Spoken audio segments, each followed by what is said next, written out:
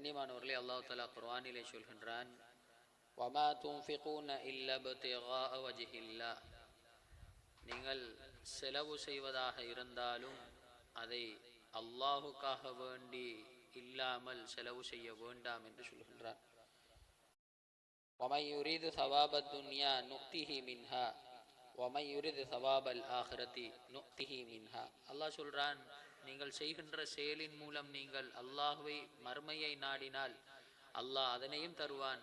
நீங்கள் செய்யும் செயல்களால் அமல்களால் துன்யாவை நீங்கள் நாடினால் அல்லாஹ் அந்த துன்யாவையும் தருவான். வஸனஜிஸி ஷாக்கிரீன். நன்றி உள்ளவர்களுக்கு சிறந்த கூலி வழங்குவதில் அல்லாஹுவே சிறந்தவனாக இருக்கின்றான். கண்ணியமானவர்களே, முஸ்லிமாக நாம் செய்கின்ற ஒவ்வொரு அமல்களும் அல்லாஹுவிற்காக வேண்டி செய்தால் மாத்திரம்தான் அது அல்லாஹ்விடத்திலே ஏற்றுக்கொள்ளப்படுவதற்கு தகுதியான அமலாகவும் இருக்கின்றது. அதே போன்று அல்லாஹ் கூலி தருவதற்கு தகுதியான அமலாகவும் இருக்கின்றது. மாறாக நாம் தொழுகின்ற தொழுகையை பிற மனிதர் பார்க்க வேண்டும் என்பதற்காக வேண்டி தொழுகின்றவர், நான் செய்யும் தான தர்மம் என்னை பெரிய கொடைவல்லல் என்று சொல்ல வேண்டும் என்பதற்காக வேண்டி செய்யும் தான தர்மம், இவ்வாறு ஒவ்வொரு அமல்களிலும் பிற எதிர்பார்ப்பை, பிறருடைய திருப்தியை எதிர்பார்த்து செய்கின்ற ஒவ்வொரு அமல்களும் மறுமையில் அல்லாஹ் சொல்லுவான், நீ யாருக்காக வேண்டி இந்த அமலை செய்தாயோ அவனிடம் சென்று நீ அந்த கூலியை பெற்றுக்கொள் என்று சொல்லுவான். கண்ணியமானவர்களே, நபி ஸல்லல்லாஹு அலைஹி வஸல்லம் அவர்கள் சொல்கின்றார்கள், யார் இஹ்லாஸோடு வாழ்கின்றார்களோ இந்த உலகத்திலே அவர்களுக்கு சுபசோபனம் உண்டாகட்டும் என்று சொன்னார்கள். சுபசோபனம் உண்டாகட்டும் அந்த மனிதர்களுக்கு. ஏன்? அவர்களால் வானத்திலிருந்து இந்த பூமிக்கு வருகின்ற கெடுதிகள் தடுக்கப்படுகின்றது. கண்ணியமானவர்களே, 3 நபர்கள் நபி அவர்கள் சொல்கின்றார், முன்னைய காலங்களில் வாழ்ந்த 3 நபர்கள் பயணம் செய்கின்றார்கள். இவர்கள் ஒதுங்குவதற்காக வேண்டி ஒரு குகைக்குள்ளே செல்கின்றார்கள்.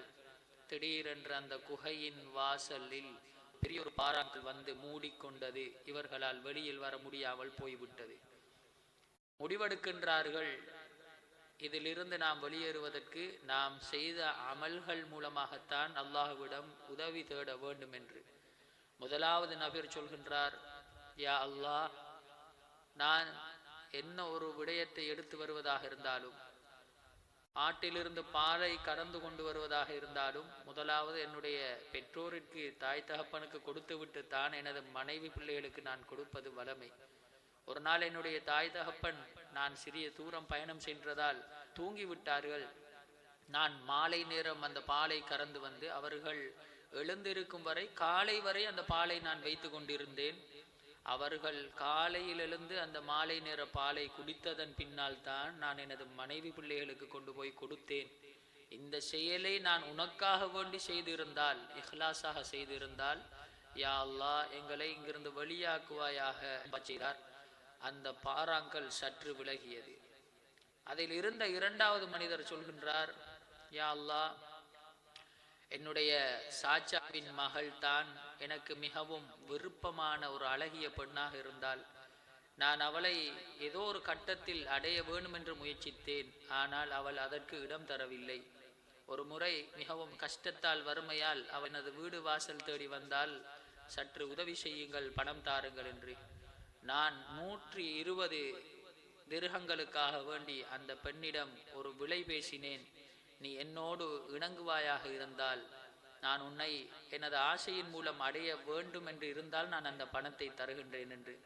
அந்த பெண்ணும் வேறு வழி இல்லாமல் சரி என்று சொல்லிவிட்டால், நான் அடைகின்ற தருணம் அந்த பெண் சொல்கின்றாள், நீ அல்லாஹுவை பயந்து கொள்வீராக. அந்த ஒரு வார்த்தை. ஆனால் என்னால் அவளை போன்று விருப்பத்திற்குரியவள் வேறு யாருமே இருக்கவில்லை. இருந்தும் நான் அந்த நொடி அந்த பாவத்தை விட்டேன். ரஹ்மானே, இது நான் உனக்காக வேண்டி செய்திருந்தால் என்னை இந்த இடத்திலிருந்து வெளியாக்குவாயாக என்று அந்த மனிதர் துஆ செய்கின்றார். மீண்டும் அந்த பாறங்கள் இன்னும் சற்று விலகியது. கண்ணியமானவர்களே, இன்னும் ஒரு மனிதர் சொல்கின்றார், நான் செய்கின்ற ஒவ்வொரு அமலும் யா அல்லாஹ் உனக்காக வேண்டி மாத்திரம் நான் செய்வதாக இருந்திருந்தால் என்னை நீ இந்த இடத்திலிருந்து வெளியாக்குவாயாக என்று. 3 நபர்களுடைய இஹ்லாஸினுடைய தன்மை அவர்களை அந்த குகையிலிருந்து முழுமையாக கல் விலகியது. இவர்கள் வெளியே வந்தார்கள். கண்ணியமானவர்களே, இஹ்லாஸான அமல்களுக்கு மாத்திரம்தான் எங்களுடைய வாழ்க்கையிலே இருக்கின்ற முசீபத்துகள், பிரச்சனைகள், கஷ்டங்கள், கவலைகள், இன்னல்கள், துன்பங்கள் இவை அனைத்தும் இல்லாமல் போகும். நாம் அமல் செய்கின்றோம் பிறருக்காக வேண்டியா, அதில் எந்த ஒரு நலவுமே கிடையாது. எனவே கண்ணியமானவர்களே, மூல இஹ்லாஸோடு நாம் செய்கின்ற ஒவ்வொரு அமலும் ஷைத்தானுடைய தீங்கை விட்டும் நாம் தூரமாகி கொண்டு இருக்கின்றோம். எனவேதான் ஒரு அமலை செய்ய முதல் லா ஹவுல வலா குவத இல்லா பில்லா அல்லது பிஸ்மில்லாஹிர் ரஹ்மானிர் ரஹீம் என்று சொல்லி ஆரம்பிக்க வேண்டும். ஷைத்தான் நாம் நல்லது செய்து கொண்டிருக்கும் பொழுது சில நேரம் உள்ளத்திலே சொல்லுவான். எப்படி? நபி அவர்களிடத்தில் ஒரு சஹாபி கேட்கின்றார், யார் ரசூலல்லாஹ், ஒருவர் நலவு செய்கின்றார், ஆனால் அவரை பார்த்து புகழ்ந்து பேசுகின்றார்கள், இவருடைய விடயத்தை பற்றி நீங்கள் என்ன சொல்கின்றீர்கள் என்று கேட்ட நேரத்தில் நபி அவர்கள் சொன்னார்கள், அது அவருக்கு கிடைத்த ஒரு பொக்கிஷம், அது ஒரு சுபசோபனம் என்று சொன்னார்கள். ஏன்? அவர் உள்ளத்திலே இஹ்லாஸாக அந்த அமலை செய்யும் பொழுது அவரை பார்த்து மக்கள் எதுவும் பேசிக்கொண்டார்கள் என்று சொன்னால் அதில் எந்த பிரச்சனையுமே இல்லை. மாறாக அவருடைய நோக்கம் மக்களுடைய பேச்சுத்தான் காரணமாக அமைய வேண்டும். அவர்கள் என்னை இவ்வாறெல்லாம் புகழ வேண்டும், இன்ன ஹாஜியார், இந்த மஹல்லாவில் உள்ளவர், இன்ன வீடு வாசல்கள் கொண்டவர் என்றெல்லாம் என்னை புகழ் பாட வேண்டும் என்று செய்கின்றாரே, இந்த மனிதர்களுடைய நலவில் அவர்களுடைய தர்மங்களில் எந்த நலவுமே கிடையாது. ஆயிஷா ரலியல்லாஹு அன்ஹா அவர்கள் சொல்கின்றார்கள், மக்காவிலே ஒரு பெரும் செல்வந்தர் இருந்தார். அந்த செல்வந்தர் தினசரி பல்லாயிரக்கணக்கான மக்களுக்கு உணவு சமைத்து கொடுக்கக்கூடியவர், விருந்து கொடுக்கக்கூடியவர். அவர்களுடைய அந்த அண்டா சமைக்கக்கூடிய பாத்திரம் எவ்வளவு பிரம்மாண்டமானது என்று சொன்னால், ஒட்டகத்தில் வருபவர் ஒட்டகத்தை விட்டு கீழே இறங்க தேவையில்லை, அந்த ஒட்டகத்தில் இருந்தே சாப்பாடு அப்படி எடுத்துக்கொண்டு போகலாம். அவ்வளோ பெரிய அண்டா. அந்த அண்டாவில் சமைத்து கொடுக்கின்றார், தினமும் கொடுக்கின்றார். ஆனால் நபி ஆயிஷா ரலியல்லாஹு அன்ஹா சொல்கின்றார்கள், அவர் சமைத்து கொடுக்கும் இந்த விருந்தில் எந்த ஒரு நன்மையும் கிடையாது, நலவும் கிடையாது. ஏன்? அவர் அல்லாஹுக்கு இணை வைத்திருந்தார், முஷ்ரிக்காக இருந்தார். ஆனால் அவருடைய உள்ளத்திலே அல்லாஹுக்காக வேண்டி செய்கின்றேன் என்ற ஒரு நிலைமையும் இல்லை. எனவே கண்ணியமானவர்களே, நாம் முஸ்லிமாக இருந்தாலும் சரி, முஸ்லிம் அல்லாத ஒரு மனிதர் அவருக்கு எந்த ஒரு நலவு செய்தாலும் அது ஏற்றுக்கொள்ளப்படாது. எனவே நாம் எப்பொழுதும் தொழுவதாக இருந்தாலும், குர்ஆன் ஓதுவதாக இருந்தாலும், எந்த ஒரு அமலை செய்வதாக இருந்தாலும் அல்லாஹுக்காக வேண்டி செய்ய வேண்டும். ஒவ்வொரு அமலினுடைய இறுதியிலையும் அல்ஹம்துலில்லாஹ் என்று சொல்லிக்கொள்ள வேண்டும். ஏன்? அல்லாஹ் எனக்கு இப்படி ஒரு பாக்கியத்தை தந்தானே என்பதுதான் அல்லாஹ் விரும்பத்தக்க ஒரு அமலாக இருக்கின்றது. எனவே கண்ணியமானவர்களே, நாம் செய்கின்ற அமல்கள் வெறுமனே அமல் செய்து விட்டோம் என்று சந்தோஷப்பட முடியாது. அல்லாஹ் மறுமையில் சொல்கின்றான், நீங்கள் செய்கின்ற அமல்களை நீங்கள் பாதுகாத்து கொண்டு வர வேண்டும் என்று சொல்லி. சில சந்தர்ப்பங்களிலே நாங்கள் செய்கின்ற அமலை ஒரு வருடமோ பல வருடமோ கட்டி சொல்லி காட்டுகின்ற ஒரு நிலைமையும் வருகின்றது. அவ்வாறு சொல்லி காட்டி விட்டாலும் அந்த அமல்களுக்குரிய பிரதிபலிப்பு கிடையாது.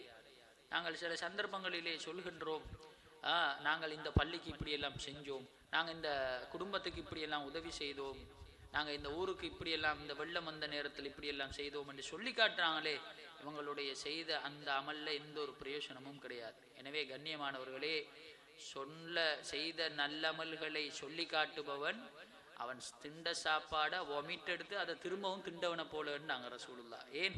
அதில் எந்த ஒரு நலவும் கிடையாது. ஆகவே கண்ணியமானவர்களே, செய்த அமல்களை, நாம் செய்கின்ற அமல்களை அல்லாஹுக்காக வேண்டி செய்கின்றேன் என்ற நல்ல நோக்கத்தோடு எண்ணத்தோடு செய்ய வேண்டும். ஒரு பொழுதும் அவ்வாறு செய்த அமலை நாம் வெளியில் சொல்லிவிடக்கூடாது. ஆனால் எங்களுடைய சமூகத்தில் நாம் பார்க்கின்றோம், ஒருவரை நல்லவர் என்று எப்படி பார்க்கின்றோம் என்றால், அவர் எங்களுடைய கண்ணுக்கு முன்னால பெரிய அளவுல பார்சல் ஒன்று பங்குறாரு, அவர் எங்களுக்கு தெரிந்த வகையில அவர் பல மக்களுக்கு உதவி செய்கிறாரு, அவர் எங்களுக்கு தெரிந்த வகையில மஸ்ஜிதுக்கு வந்து மலைமலையா தொழுகிறாரு. இதை பார்த்து நாங்கள் ஒரு மனிதரை நல்லம் என்று சொல்ல முடியாது. அவர்கிட்ட ரகசியமான தர்மம் இருக்கும், அவர் வீட்டுல தனிமையில தஹஜ்ஜத்தில் அழக்கூடியவராக இருப்பார். எனவே கண்ணியமானவர்களே, எந்த ஒரு மனிதரை பார்த்தும் நாங்கள் தரக்குறைச்சல் போட்டு விடக்கூடாது. எனவே யார் எங்களுக்குள் நல்ல இஹ்லாசுள்ள மனிதர் என்று தெரியாது, அந்த வகையிலே நாம் யாரை கண்டாலும் எனக்காக வேண்டி துஆ செய்யுங்கள் என்று சொல்ல வேண்டிய ஒரு பொறுப்பு, கடமை இருக்கின்றது. ஏன்? அந்த இஹ்லாசுடைய மக்களினுடைய துஆவும் அவ்வளவு பரக்கத்துள்ளதாக அல்லாஹ்விடத்திலே அங்கீகரிக்கப்படக்கூடியதாக இருக்கின்றது.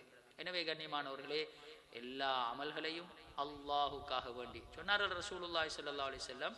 அவ்வாறு நீங்கள் இஹ்லாஸான அல்லாஹுக்காக வேண்டி செய்கின்றேன் என்று உங்களுடைய மனைவிக்கு ஒரு ஒரு கவலம், ஒரு கையால் ஒரு அள்ளி ஒரு சாப்பாடு நீங்கள் ஊட்டி விட்டாலும் அதுவும் சதக்கான்னு சொன்னாங்க ரசூலுல்லாஹ். எவ்வளோ பெரிய ஒரு அமல்.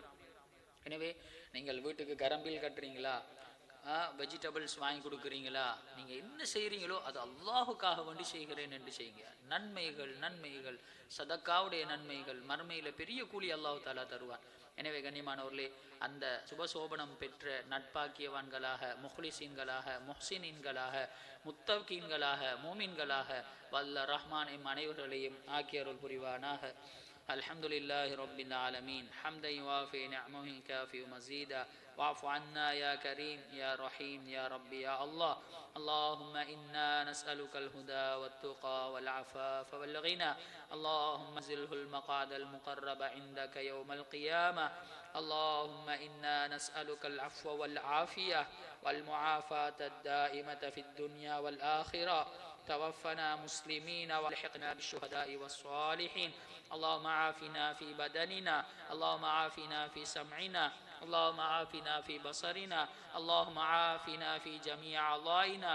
اللهم نعوذ بك من الكفر والفقر ونعوذ بك من عذاب القبر. ربنا هب لنا من أزواجنا وذرياتنا قرة أعين واجعلنا للمتقين إماما. ربنا رب ارحمهما كما ربياني صغيرا. يا ذا الجلال والإكرام، يا ذا الجلال والإكرام، يا ذا الجلال والإكرام. صلى الله تعالى وسلم على النبي الأمي وعلى آله وأصحابه أجمعين. آمين بفضل سبحان ربك رب العزة عما يصفون وسلام على المرسلين والحمد لله رب العالمين. إن شاء الله எங்களுடைய மஸ்ஜிதில் வருகின்ற 27வது இரவிற்கு சஹருடைய ஏற்பாட்டுக்காக வேண்டி கவுண்ட் பண்ணி கொண்டு